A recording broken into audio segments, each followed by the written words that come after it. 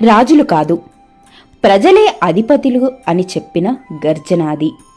అది 1951 జనవరి 26 రాజ్యాంగం అమలులోకి తెచ్చిన రోజు.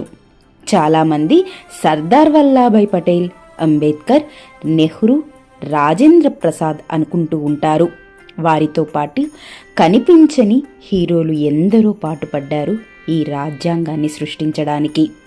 అందులో ఒక మేధావి గురించి తెలుసుకోవాలనుకుంటున్నారా? అయితే ఈ వీడియోని చివరి దాకా స్కిప్ చేయకుండా వినండి. రాజ్యాంగం అంటే పేజీలు కాదు, బుద్ధి, ధైర్యం, చట్టం. ఆ బుద్ధి ఎవరిదో తెలుసా? వారే అల్లాది కృష్ణస్వామి అయ్యర్. ప్రసంగాలు చెయ్యలేదు, జెండాను ఎగురవేయలేదు, కానీ రాజ్యాంగానికి న్యాయ వెన్నెముక అయ్యాడు. డాక్టర్ అంబేద్కర్ పక్కనే నిలబడి ప్రతి ఆర్టికల్ను చట్టబద్ధమైన బలం ఇచ్చిన మేధావి ఆయన. ఈరోజు మనకు కోర్టులో న్యాయం, హక్కులకు రక్షణ, చట్టంలో స్పష్టత ఇవన్నీ సాధ్యమయ్యాయంటే ఈ ఒక్క మనిషి ఆలోచన వల్లే. నాయకులు చరిత్రను రాస్తారు, మేధావులు భవిష్యత్తును రక్షిస్తారు.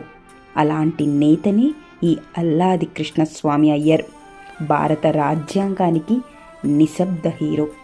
ఇలాంటి కనిపించిన నాయకులు అందరూ పాటుపడి తెచ్చినదే మన భారత రాజ్యాంగం.